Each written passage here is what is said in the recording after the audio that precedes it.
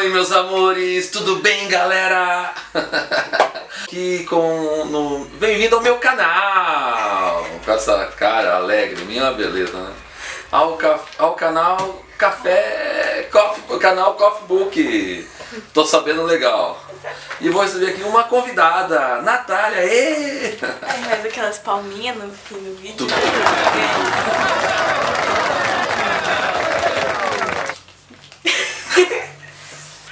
Não, vou ficar sério. Não olha pra mim quando eu estiver falando. Vou tentar ficar sério, vou tentar não ser irônico. Tá, vou tentar não existir, então. Não olha pra mim, que eu tenho vergonha. Bom. Vamos lá. Tá.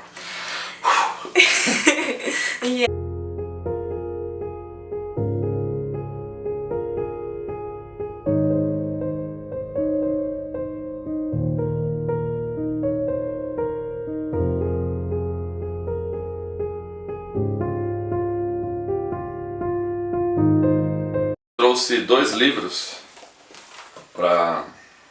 Esse aqui eu terminei de ler essa semana. Semana passada, no caso, hoje é domingo.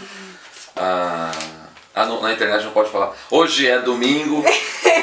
Não, pode falar assim. Eu terminei de ler. É a 3ª vez que eu leio. Li uma vez na escola, né? No campo universitário. Depois outra vez por prazer mesmo. E essa também por prazer, mas eu fiz uma leitura fazendo uma análise para uma aula especial que vai ter dia 27. A Metamorfose de Franz Kafka. E esse aqui ganhei do meu irmão. Vou começar a ler hoje, né, provavelmente. De um escritor, Michael Wolff. Aqui tem, né, graduado pela Columbia, jornalista, escritor, professor da Universidade de Columbia. Televisão é a nova televisão. Falando um pouquinho do conflito de TV, mídia, sociedade, enfim, Big Brother, essas coisas bobas aí. A Natália comentou comigo nas nossas aulas sobre, não sei dizer quando que a gente, não sei dizer o porquê que a gente começou a falar de Shakespeare. E aí você comentou desse livro As Guerras de Shakespeare. E assim, pode ser a próxima leitura, né? Indicar para leitura. Ela vai ler, depois vai emprestar para mim, se eu não comprar ele até lá. Comprar um livro até lá. As Guerras de Shakespeare. Fala um pouquinho da biografia do escritor Shakespeare. E não a pessoa William Shakespeare. E também existe, já comentei isso em aula, né? Existe um grupo de estudiosos que dizem que a figura, a persona William Shakespeare nunca existiu. Né? Era o Francis Bacon que escrevia sobre o pseudônimo de William Shakespeare. Se ele existiu ou não existiu, não importa. A obra está aí. Se chamava William Shakespeare, Francis Bacon, Chico Toicinho, Zé Torresmo, não interessa. Então tem aqui As Guerras de Shakespeare. E esse aqui, acho que desde que eu te conheço, 2015, você estava no 6º ano, você comenta desse livro. E eu falei, nossa, eu preciso ver. E é lindo. As obras completas de William Shakespeare em inglês, então perceba que eu não vou conseguir ler, né? Eu só li o Romeo e Julieta aí dentro. E assim, foi difícil. Mas você vê aqui na íntegra as obras, como foi escrito, como foi dividido, as cenas. É bem o original mesmo. É interessante se todos pudessem ler, né? Tivessem... não é o meu caso, o inglês fluente, porque aí você tem outra interpretação, né? Tem aqueles historiador louco, né, que conta quantas palavras Shakespeare escreveu. Tem. Há um tempo, acho que faz um ano e pouco, eu fui num café filosófico e estava falando sobre Hamlet e tal. E entre as falas, o palestrante, ele disse que em função das obras de Shakespeare, dos escritos de Shakespeare, mais de 1000 novas palavras foram introduzidas no vocabulário da língua inglesa. Nossa, então, essa eu não sabia. O Paul Neto também fala muito do Shakespeare, né? Tem um vídeo dele com análise, depois eu mostro. Tá, mas eu queria que você comentasse 2 frases. Vamos lá, se eu puder. Ser ou não ser eis a questão. E há mais coisas entre o céu e a terra do que supõe vossa vã filosofia. Tá bom. Então vamos lá. Ser ou não ser, eis a questão. Essa é uma frase uma citação da obra Hamlet, onde o príncipe, que posteriormente torna-se rei Hamlet, filho do falecido rei Hamlet, né, que acontece na Dinamarca, pelo menos o enredo é no reino da Dinamarca, e o mais interessante é que as fontes históricas nos dizem que William Shakespeare nunca deixou a Inglaterra, mas escreveu sobre a Dinamarca, escreveu enredos, né, que ocorreram na Dinamarca, em Veneza, enfim. Bom, vamos lá. A leitura de qualquer obra, ela deve ser feita por prazer, por curiosidade, por estar instigado naquilo que você vai ler, naquilo, para buscar o conhecimento. E assim, não é uma coisa que você faz uma vez só, li esse livro e coloca na estante e acabou. Pelo menos é assim que eu faço, sempre ser revisitado, porque sempre você vai ter uma nova interpretação sobre a obra. O ser ou não ser, eis a questão. Eu vou sair do contexto da obra Hamlet, né? Estou aqui para contar.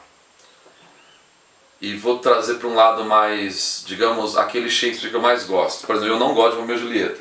Mas a minha opinião, no universo de 8 bilhões de moradores desse planeta, a minha opinião é menor, quase 8 bilhões, né? A minha opinião é menor que um grão de areia. Então, gente, é só uma opinião, por favor. Eu não gosto, talvez porque eu não gosto, pronto. Hamlet eu gosto, acho que eu já li 2 vezes. E o Shakespeare que eu gosto, que eu encaro, as obras que eu li, é o mais humano, menos fantasia, né? E aquele lado mais humano. O momento onde o rei Hamlet fala ser ou não ser, eis a questão, é um momento de angústia, né? Para quem viu a obra, ele já há muito tempo já sabia que a morte do pai foi uma trama entre a mãe e o tio. Ele percebe as pessoas ao redor dele, a grande maioria bajulava, e quem inventou a bajulação merece um prêmio, né? Porque você tem muito mais meritocracia por bajulação do que meritocracia por conquista ou por mérito mesmo, mas enfim, não fui eu que inventei o sistema, vai procurar quem inventou. Então o rei Hamlet, ele percebe que ao lado dele ele tinha pessoas que estavam ali, que aplaudiam, porque eram verdadeiros bajuladores, para não falar outra coisa.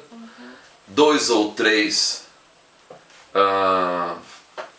lhe eram verdadeiros amigos, ou não, também é uma grande dúvida. E a única pessoa que no final da obra ele percebe que realmente era a única pessoa que falava a verdade para ele, era aquele que ele mais desprezava, que era o sogro dele, que era um bonachão, um brincalhão, um palhação, mas o único, né, que falava a verdade.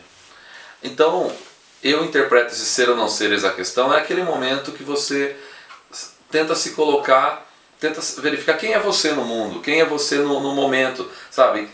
O que eu estou fazendo? Vamos trazer para algo mais contemporâneo. O que eu estou fazendo da minha vida, né? Eu vou para frente, eu vou para trás, né? Eis a questão. Aquele momento de dúvidas. Filosoficamente, assim, o ser humano ele é feito de dúvidas. Se a gente chegou à Lua, buraco negro, que a gente, né, foi anunciado pela NASA essa semana, todas as inovações tecnológicas, futurísticas do ser humano, parte da dúvida, né? Da curiosidade, da dúvida, assim por diante. Então esse momento que o rei Hamlet, ser ou não ser a questão, é um momento de extrema angústia, é um momento que ele olha assim e fala assim, o que eu estou fazendo aqui? E sem contar também da vingança que ele tramou, né? Contra todos. Então olha só a situação que a pessoa está. Ele descobre que o pai foi assassinado. E sempre ele faltou a figura paterna, porque foi um pai ausente. Quando ele tinha o pai dele, ele vivia à sombra do pai. Então, olha a situação da pessoa. O pai ausente, o pai faleceu, ele sente a presença, ele sente a falta do pai, e ao mesmo tempo ele tem visões, ele ouve a voz do pai, ele descobre que o pai foi assassinado, estou dando spoiler da obra, né? Foi uma trama da mãe com o tio, e ele está cercado de pessoas falsas, segundo a ótica dele, né? O que é falsidade ou não, e ele tramou a vingança, está se vingando todo mundo, e olha a situação que ele está. Então eu acredito que é um momento que ele fala: o que eu sou? O que eu fiz da minha vida? Né? Quem sou eu na fila do pão? Vamos falar assim. Então, ser ou não ser, eis a questão. Devia ser uma exclamação que todos nós deveríamos fazer essa exclamação numa segunda de manhã. O que eu tô fazendo aqui? Ou numa terça, né? Ou numa terça não, perdão, numa sexta. Porque só para finalizar, tentar dar respostas mais curtas, então vai ficar vídeo de 7 horas. Né? Porque você vê, né? A gente espera a sexta-feira, 6 da tarde, para ter um happy hour, 1 hora feliz, né? Então, da segunda-feira de manhã. Na verdade, do domingo, a hora que acaba o programa Silvio Santos, né? Que já é o nosso... A gente já fala assim, puxa vida, já começou a segunda, né? Assim. Literalmente, que ele acaba meia-noite. Ou no domingo, a hora que acaba o Fantástico, vai? Você já fala, puxa vida, amanhã é segunda. Então, deveria ser uma pergunta que a gente deveria fazer, olhando no espelho, às segundas de manhã. Ser ou não ser, essa questão. E na sexta-feira, melhor não falar a pergunta que eu gostaria de fazer. Melhor não falar nesse horário. E a frase, há mais coisas entre o céu e a terra do que se supõe em vossa filosofia. Nossa, vou contar um segredo. Eu ouvi essa frase, quando eu ouvi pela primeira vez, eu nem imaginava que tinha a ver com Shakespeare. Shakespeare chegou para mim há pouco tempo. Eu estou com 41 anos de idade, eu comecei a ser ler por admiração aos 27, então não faz muito tempo. Quando eu ouvi essa frase pela primeira vez foi em 87, numa letra de reggae, tá? Da Cidade Negra. Não foi bem literalmente dessa forma, mas é nesse contexto. Então, uma pergunta para se fazer você deveria fazer essa deveria ser uma afirmação que faríamos numa segunda-feira à tarde, né? Porque o que nós somos? Vamos limitar entre o chão que a gente está pisando, o solo aqui, e o céu. Vamos limitar nesse espaço, tá? Não vamos falar de universo ou de metafísica, de coisas que fogem do meu conhecimento. Vamos falar nesse espaço que é a vida, né? Entre o céu e o firmamento e tal. O que nós somos? O que são as convicções que a gente tem, as afirmativas que a gente tem? A gente, ser humano. O que é, você vê, poderosos, né, países poderosos, automaticamente seus governantes, né, que possuem a bomba atômica, né, um artefato, né, a bomba atômica, capaz de destruir metade ou o planeta todo. Para quê? Né? Shoppings, carros que de 0 a 100, 10 segundos que seja, tantas convicções, direita, esquerda, coxinha, mortadela, né, as divisões políticas, os conflitos internos e tal. Para que tudo isso? Né? O que é a vida? O que somos nós? Quem somos nós, aliás, não o que. Quem somos nós? E eu estou falando de uma situação limitada entre o chão e o céu, esse pedacinho aqui. O que a gente é? Quem sou eu numa cidade como Pirassununga de 100 mil habitantes, pouco mais, pouco menos, não tenho o número exato? O que é a minha vontade? O que é o que eu penso? O que sou eu diante da população brasileira, 210 milhões de habitantes? Ou enfim, acho que é um momento, a leitura do Shakespeare e de outros escritores também. Pelo menos comigo funciona assim. No primeiro momento, você lê que é a leitura por prazer. Nossa, você quer saber o fim da história, né? Será que vai ser preso? Será que morreu? Será, né?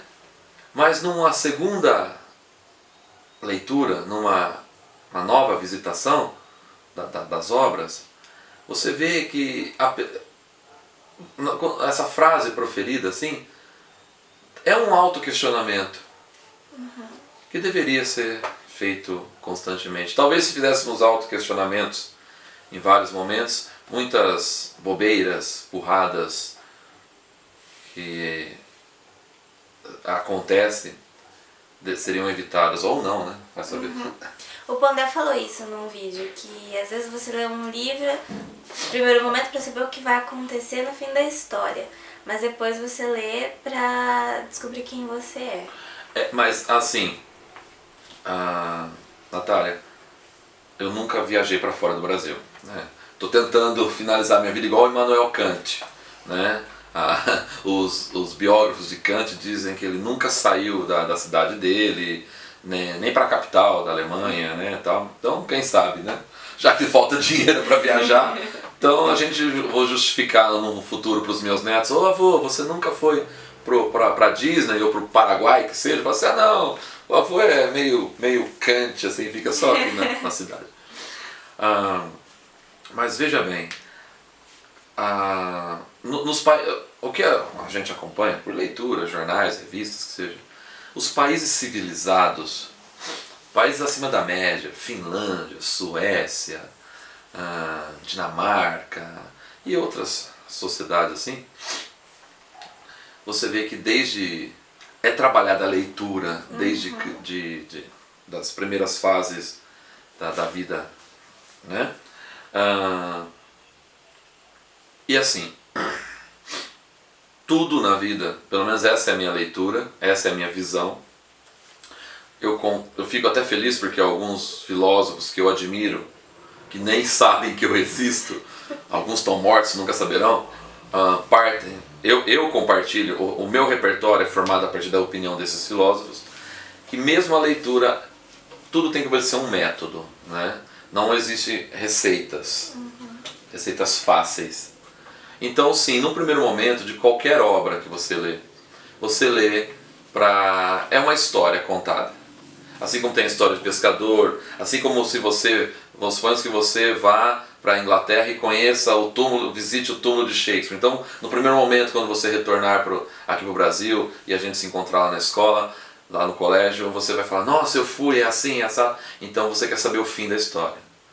Uma segunda leitura é aquele momento de reflexão, porque toda obra, todo escrito, até algumas que eu jamais leria, tá?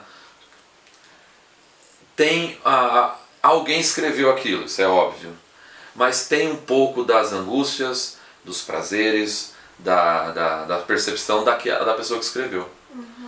Então veja bem, quando um professor de história chega para você e fala do mundo grego, ele sabe isso através da leitura. Foi o que sobrou para nós. Quando chega uma pessoa, um professor para você e fala da arte românica ou da arte medieval, eu não estava lá. E muitos dos que... A pessoa que elaborou o livro que eu uso para trabalhar também não estava. Então a gente tem isso através de percepções que vieram para nós da escrita, através da leitura. É isso.